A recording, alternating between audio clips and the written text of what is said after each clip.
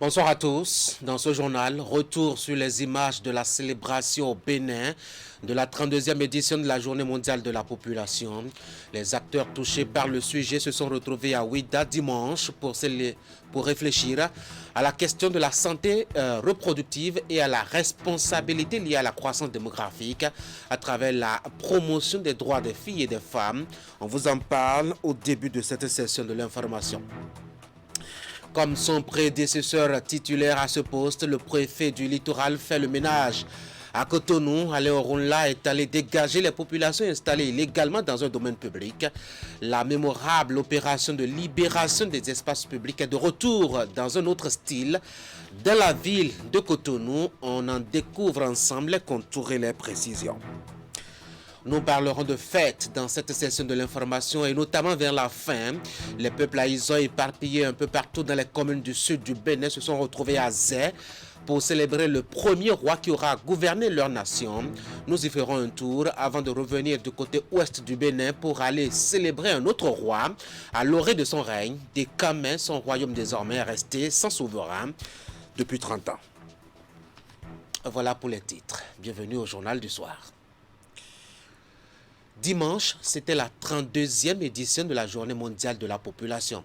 Au Bénin, les manifestations officielles ont été placées à Ouidah et ont mobilisé du monde autour de la question de la santé de reproduction et de la responsabilité liée à la croissance démographique à travers la promotion des droits des filles et des femmes. Et le Gaba, Elvis Tonoucoin y était. Réunis à Ouidah, la cité historique de Kpassé, autorités et administrés commémorent ensemble la Journée mondiale de la population. À l'instar de la communauté internationale, cette 32e édition met un accent particulier sur la santé reproductive. Une célébration en pleine période de crise sanitaire marquée par la pandémie de la Covid-19 qui ralentit les efforts des gouvernements et des institutions internationales. Le thème de la Journée mondiale de la population édition 2021 est intitulé, je vous le rappelle, « Les droits et les choix sont la réponse ». Qu'il s'agisse de baby boom ou de contrôle des naissances, la solution consiste à donner la priorité à la santé reproductive et aux droits de tous. Ce thème a été choisi pour rappeler à la communauté internationale les engagements qu'elle a pris pour assurer l'accès universel à la santé reproductive pour tous. L'attention est portée sur la protection de la santé et les droits des femmes et des filles. Cela nous interpelle tous. À ce titre, nous devons davantage prendre conscience de la nécessité pour nous de placer au cœur des préoccupations de développement les besoins et les vulnérabilités des femmes et des filles en matière de santé sexuelle et reproductive. Nous devons davantage prendre conscience de la nécessité pour nous de placer au cœur des préoccupations de développement les besoins et les vulnérabilités des femmes et des filles en matière de santé sexuelle et reproductive pendant la pandémie. Il s'agit de trouver les moyens de protéger les acquis pour lesquels nous nous sommes si durement battus et nous assurer que la santé et les droits en matière de sexualité et de reproduction restent à l'ordre du jour à l'échelle nationale et locale. L'objectif de cette année est donc de rappeler au gouvernement les engagements pris à travers les objectifs de développement durable à l'horizon 2030. Il s'agit de susciter un attachement ferme au suivi rigoureux des facteurs qui influencent la croissance démographique et par ricochet le développement économique et social. C'est le lieu de revenir sur certaines dispositions stratégiques et opérationnelles prises par le gouvernement du Bénin pour promouvoir la santé reproductive. Au niveau institutionnel, une volonté forte de faire des questions de famille une des priorités à travers la restructuration du ministère en charge des affaires sociales qui assure l'opérationnalisation de l'état de famille et d'autonomisation des filles et des femmes. Ce ministère est appuyé par le ministère de la Santé pour les questions de santé reproductive et par l'ensemble des autres ministères du gouvernement, chacun selon son domaine de compétences. Au plan opérationnel, les cantines scolaires qui visent à maintenir les filles à l'école. Notre pays prévoit une couverture de 100% au cours de ce quinquennat. L'opérationnalisation du projet Assurance pour le renforcement du capital humain Arche avec sa phase pilote, ce programme sera généralisé dans les mois à venir. Le projet tant cité et interpellé ici, autonomisation des femmes et dividendes démographiques du Sahel souhaite, qui progressivement rentre dans sa phase active d'opérationnalisation. Toutes ces actions visent, selon les autorités, à consolider les bonnes pratiques et développer des idées innovantes en vue d'améliorer les résultats escomptés. Joignant l'acte à la parole, les autorités ont distingué toutes les filles majeures de leurs promotions respectives du premier et du second cycle d'enseignement secondaire dans les collèges et lycées de Ouida. L'actualité diplomatique et d'amitié du Bénin avec les autres pays à présent et direction le ministère des Affaires étrangères où le nouvel ambassadeur de l'Algérie au Bénin est allé voir le patron de la diplomatie béninoise pour lui faire ses civilités comme de coutume dans le milieu. Oxine Latli est allé présenter ses lettres de créance à Aurélien Agbenochin qui avait par ailleurs d'autres activités à son agenda. On fait le point avec Narcisse Alossé et Moufid Sabour. Ambassadeur agréé de la République algérienne, démocratique et populaire, près la République du Bénin, avec résidence à Abuja. Voici le rituel qui ouvre officiellement les portes du Bénin au tout nouveau chef de la mission diplomatique algérienne au Bénin. Annonce solennelle, présentation de lettres de créance, le tout suivi d'un tête-à-tête avec le ministre des Affaires étrangères et de la coopération.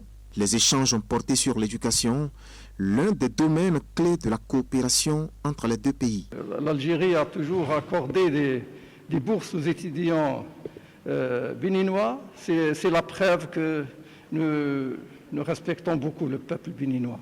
Et nous sommes conscients de la dynamique de ce pays, de ses capacités, de ses ressources humaines, qui lui permettent de se développer, d'atteindre un niveau de développement appréciable en Afrique, qui peut-être pourrait donner des leçons en termes de développement, en termes de sécurité à beaucoup de pays en Afrique. Né le 1er janvier 1962 en Algérie, où il est diplômé de l'École nationale d'administration, Ossine Latli est marié et père de 4 enfants. Avant sa nomination en qualité d'ambassadeur extraordinaire et plénipotentiaire de la République démocratique et populaire d'Algérie près le Bénin, il occupait le poste de directeur de la recherche et des études à la Direction générale de la prospective au ministère algérien des Affaires étrangères. Après le diplomate algérien, Aurélien Agbenonsi a reçu en audience la directrice régionale de l'Agence des Nations Unies pour l'égalité genre et l'autonomisation de la femme pour l'Afrique de l'Ouest et du centre. Nous sommes venus nous enquérir d'un certain nombre de résultats et surtout parler de nouveaux chantiers.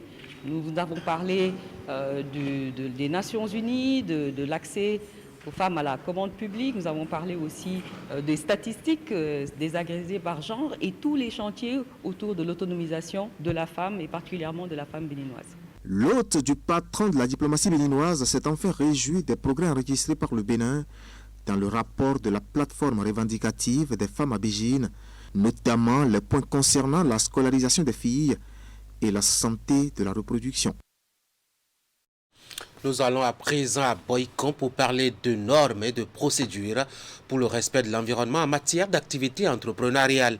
Des promoteurs d'entreprises, des départements du Zou et des collines ont été informés au sujet des outils d'évaluation des procédures environnementales et sociales.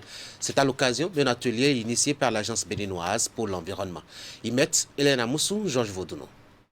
Une campagne nationale de sensibilisation sur les procédures d'évaluation environnementale et sociale. L'activité a été lancée en juillet à Cotonou par le ministère du Cadre de vie à travers l'Agence béninoise pour l'environnement ABE. L'étape de Boycon a été consacrée à des échanges avec les promoteurs d'entreprises des départements du Zou et des collines. La rencontre va permettre aux participants d'en savoir plus sur les outils de l'évaluation des procédures environnementales et sociales tels que prévus par les tests en vigueur. Le Bénin dispose d'un arsenal juridique en matière de gestion de l'environnement, mais force est de constater que plusieurs projets, plusieurs programmes se mettent en place au mépris des textes. Face à ce constat, l'ABE a initié cette campagne afin que nul n'ignore les procédures qui sont prévues. En effet, pour les gouvernants et les populations, à quelque niveau qu'ils se trouvent, ils doivent s'attendre à ce que l'évaluation environnementale examine la portée et la nature des incidences environnementales potentielles, la nécessité d'adopter des mesures d'atténuation pour réduire ou pour éliminer les effets négatifs et l'importance probable de tout effet environnemental négatif. Partant de là, le présent atelier a toute son importance car s'adressant à une cible très importante dans la chaîne de développement que constituent les promoteurs. Au cours de ces assises, il a été présenté aux participants plusieurs communications au nombre desquelles le processus de délivrance du certificat de conformité environnementale et sociale par e-service ainsi que les outils permettant la prise en compte des préoccupations environnementales depuis la conception jusqu'à la concrétisation des projets. Nous avons voulu sensibiliser à nouveau les promoteurs sur les problématiques environnementales et sociales des différents projets. Informer et sensibiliser les promoteurs sur les outils permettant la prise en compte des préoccupations environnementales dès la conception des projets. Faire connaître aux promoteurs les différentes procédures qui doivent être mises en œuvre et qui sont contenues dans le décret 332/2017. Présenter un aperçu de la législation environnementale dans notre pays. Présenter aux promoteurs le processus de délivrance des certificats de conformité environnementale et sociale par e-service, puisque désormais, vous pouvez faire la demande en ligne. De la ville Carrefour, la délégation de l'Agence béninoise pour l'environnement va mettre le cap sur d'autres villes pour le même exercice. La prochaine étape, selon les organisateurs, sera Parakou. Les casses et le ménage de retour à Cotonou, cette fois-ci avec notre patron. Alain Rolla. Le retour donc d'une autre époque, avec à peu près les mêmes images, vous allez le voir, un passage de bulldozer qui ravage tout devant lui, des mains de force de l'ordre qui achèvent le travail, du côté des populations, des bagages sauvés à la hâte, des regards inquiets et l'autorité qui explique le bien fondé d'une opération, le déguerpissement, sinon la libération des espaces publics illégalement occupés. On fait le point avec Teddy Goudala. À l'œuvre, le nouveau préfet du littoral dans le cadre de l'opération de libération des espaces publics. Alain Orunla entame l'assainissement de la ville de Cotonou pour lui redonner son vrai visage. Ici, vous êtes dans un domaine de l'État cerné par des ministères de souveraineté emblématiques, le ministère des Affaires étrangères, le ministère de la Justice, le ministère de la Fonction publique, du Travail, de l'eau, des mines, des compagnies d'assurance, des banques, le ministère de l'Agriculture.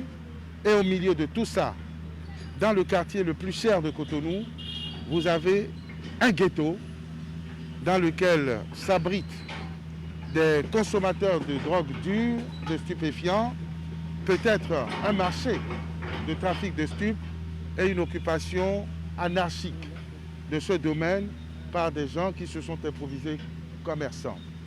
C'est une plaie dans la ville, capitale économique. Donc c'était de bon ton que poursuivant l'œuvre entamée par le président de la République, l'œuvre de salubrité, d'assainissement, nous venions nettoyer cette poche clandestine, mais au cœur de la ville, sur les informations que nous avons reçues. La descente sur les lieux fait suite à plusieurs séances de sensibilisation des occupants illégaux.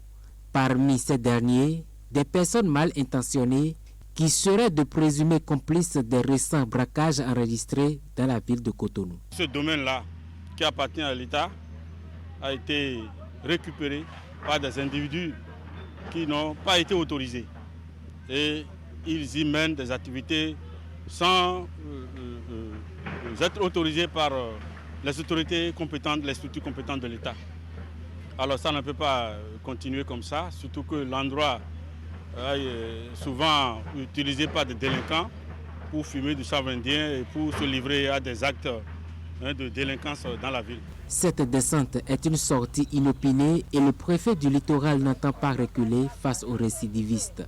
Il en appelle à la conscience des populations et invite chacun à prendre ses responsabilités afin de faire de Cotonou une ville propre.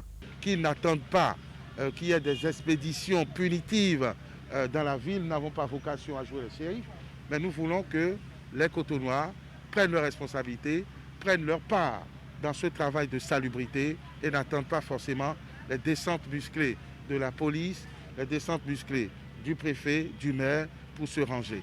L'opération d'assainissement de la ville de Cotonou se poursuit et bien d'autres lieux occupés illégalement connaîtront le même sort. Les descentes des autorités compétentes sont imminentes pour leur libération. Nous retournons à Boycon pour partager avec vous ces 2 jours d'échange entre les acteurs de la presse universitaire, les responsables des structures universitaires et les délégués du ministère de l'Enseignement supérieur sur le destin à faire aux médias universitaires. Ils sont installés dans un no man's land juridique qui les expose à plusieurs maux et la rencontre de Boycon vise à y trouver des solutions. Imet Hélène Moussou. Encore une étape franchie dans la mise en œuvre du plan de travail annuel des organisations estudiantines. C'est un séminaire en vue de restructurer la presse universitaire. Les assises vont permettre aux participants de jeter un regard critique sur le monde des médias des campus universitaires, ceci pour trouver de nouvelles bases de fonctionnement. Les échanges ont réuni les acteurs des médias au niveau universitaire et national, des cadres du ministère de l'Enseignement supérieur et de la Recherche scientifique, ainsi que diverses autorités. Il ne me paraît pas utile de tenir en cette occasion un discours classique comme on en a l'habitude, mais de nous rappeler à nous tous ici la toute importance de la presse en général et de la presse universitaire en particulier. Cette presse, comme nous le voulons de nouveau, doit relever davantage de défis afin de révéler le monde universitaire. Pendant 2 jours, plusieurs communications ont été développées. Les exposés ont été suivis de travaux en atelier en plus de séances plénières. Avec des sommités ayant fait leurs armes dans le monde des médias universitaires, les participants ont aussi abordé les dispositions légales nécessaires pour la reconnaissance de la presse universitaire, ainsi que l'arsenal juridique devant régir son fonctionnement. Au regard de la sensibilité du secteur, il s'agit de mettre en place les balises indispensables afin de prévenir ou de gérer convenablement d'éventuelles situations conflictuelles. Ce séminaire est donc le bienvenu pour restructurer ces organes de presse afin de leur permettre de mieux accompagner la communauté universitaire, en ce sens qu'il vise à réunir toutes les données pouvant favoriser la reconnaissance légale de la presse universitaire, inventorier l'arsenal juridique qui doit l'encadrer, réfléchir sur les stratégies pouvant lui permettre de se mettre véritablement au service de la communauté universitaire. Nombreux aujourd'hui sont les journalistes de renom qui revendiquent fièrement leur passage par le Héros, Radio Univers, le Révélateur et autres. De 2 organes dans les années 88-90, l'univers de la presse dans nos universités a beaucoup évolué aujourd'hui. On en dénombre de plus en plus, ce qui appelle la nécessité de réorganiser. Cette réorganisation s'impose d'ailleurs à nous si nous voulons prévenir les dérives, les abus et autres travers aux conséquences fâcheuses. Dans les années 1988, les organes de presse universitaire se sont multipliés avec le temps. La mise en application des réformes dans l'enseignement supérieur, notamment celles définissant les modalités de collaboration des organisations étudiantes.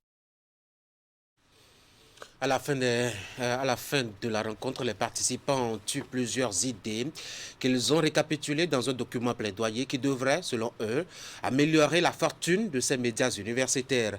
Entre autres idées qu'ils ont eues, il y a l'option d'aller voir les conseils de la haute autorité de l'audiovisuel et de la communication pour discuter d'un statut à affecter à ces organes de presse d'université, mais surtout travailler à la relecture du code de l'information pour lui faire prendre en compte les spécificités de cette presse-là.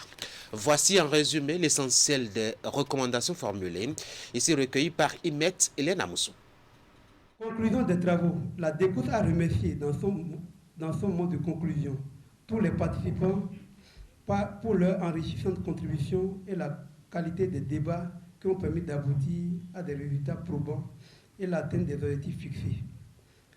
Elle a promis mettre sur pied un comité pour faire le suivi de la mise en œuvre des recommandations à travers un plan d'action réaliste et facile à mettre en œuvre.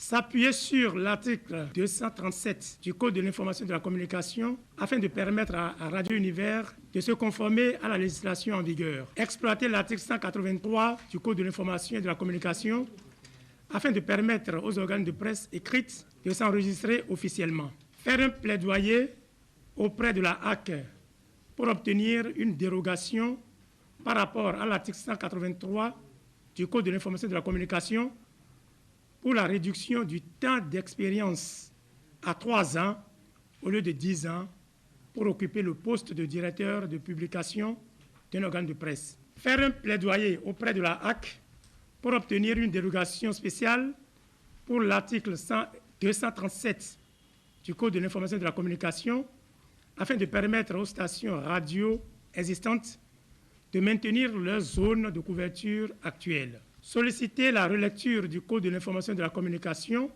pour prendre en compte les spécificités de la presse universitaire. Créer une structure qui va regrouper la presse universitaire dans son ensemble. Cette structure sera dotée d'un conseil d'administration regroupant toutes les composantes de la communauté universitaire et d'un bureau exécutif. Créer au sein des organisations estudiantines des cellules de communication pour servir de relais à leurs différentes actions.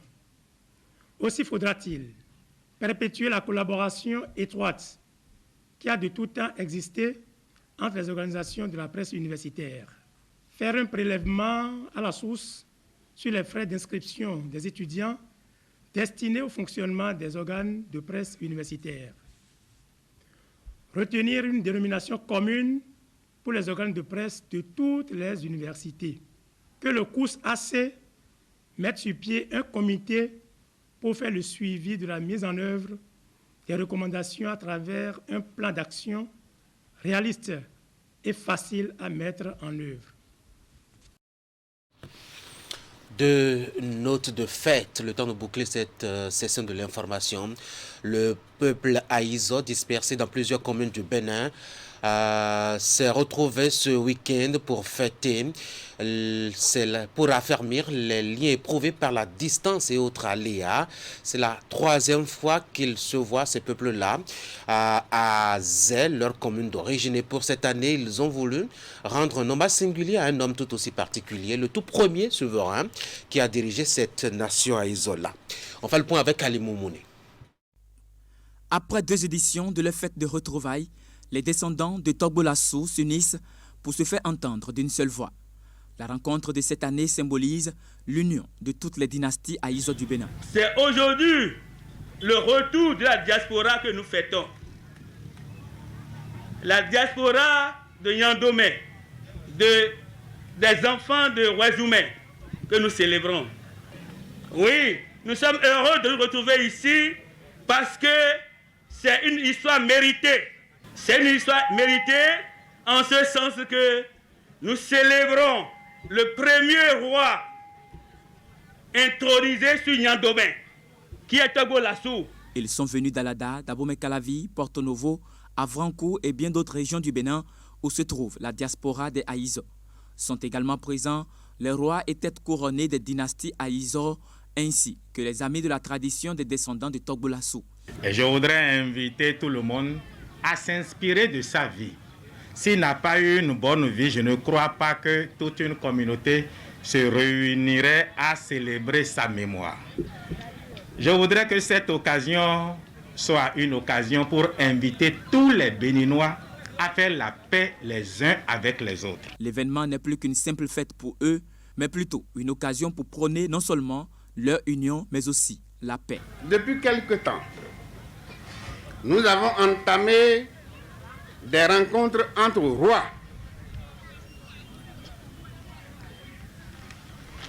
des grandes dynasties d'Haïzo et particulièrement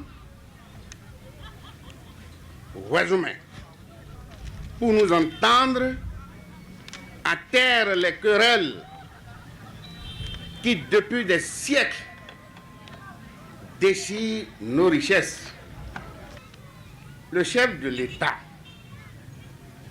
c'est le moment de le témoigner toute notre gratitude qui a voulu élargir le développement de notre nation à la chefferie traditionnelle. Et je pense que c'est une grande joie pour moi. Vraiment, je vous remercie beaucoup de vous représenter sur la terre de Lassou et sur la terre de Zé, votre terre hospitalière. Pour lancer les hostilités de cette commémoration, une messe d'action de grâce est dite, suivie des invocations. Nul ne peut se faire dans la division. C'est l'union qui fait la force. Les filles et fils de Lassou Ouémenou se réunissent aujourd'hui pour fêter, pour commémorer leurs ancêtres. Vraiment, félicitations à vous et que tous les bonheurs de ce monde jaillissent sur vous. Divers moments de réjouissance ont meublé cette fête de retrouvailles. Pour les rois des dynasties Aïzor, les rencontres d'échange se poursuivront entre eux pour une prochaine édition encore plus intéressante. Dékamé, dans la commune de Komassé, a enfin un nouveau roi. Cela fait 30 ans que le fauteuil royal est resté vide et les affaires courantes du royaume liquidées par 2 régences. Danse, rythme, rites et processions ont annoncé et salué dimanche l'avènement de ce nouveau régime qui a mobilisé d'autres têtes couronnées et majestés des contrées alentours du royaume de Dékamé. Nagui Balabi.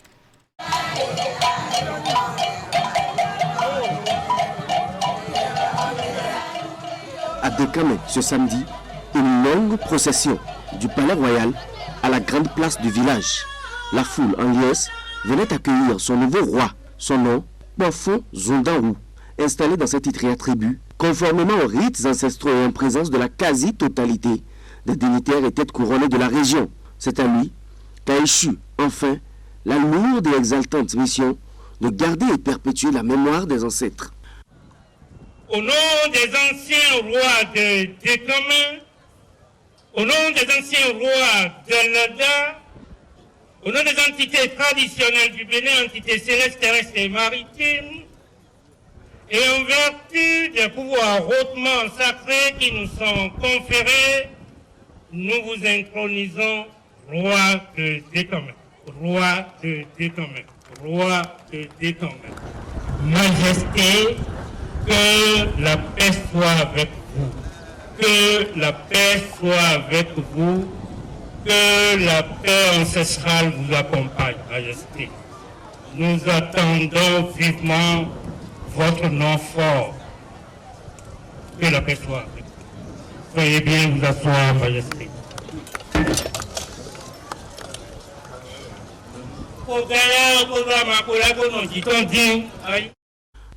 Dékamé tient son nouveau roi. Le dernier, c'était il y a 3 décennies. Depuis, le pays a connu une longue traversée de désert. Le nouveau roi succède quant à lui à 2 régences étalées sur la période de la vacance du trône. Le second, le voilà, Germain Soussou, qui enfin peut se frotter les mains. Les anciens toujours ont doigté ma petite personne pour gérer la dynastie. Nous en sommes là aujourd'hui. Et j'avais pour mission essentielle de tout faire pour que le trône soit redressé. Nous en sommes là aujourd'hui. Et le 15e roi a été intronisé et les cérémonies d'intronisation vont s'achever aujourd'hui. Et il va s'asseoir sur son trône.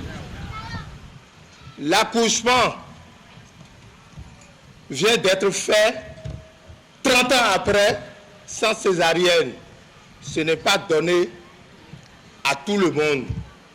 Et c'est en cela que nous voulons remercier très chaleureusement et très profondément tous les petits-fils à Gassouvi, notamment le comité d'organisation avec ces régents qui ont partagé les 30 ans, chacun en 15 ans, pour faire sortir ce digne fils, ce digne prince l'élu des ancêtres, l'élu des anciens rois de Dékamé. Le royaume est en fait, le trône resté penché pendant plusieurs décennies, s'est enfin redressé. Dékamé a vibré au rythme de ses traditions ancestrales. Pour l'héritage des anciens, un nouveau jour s'est levé.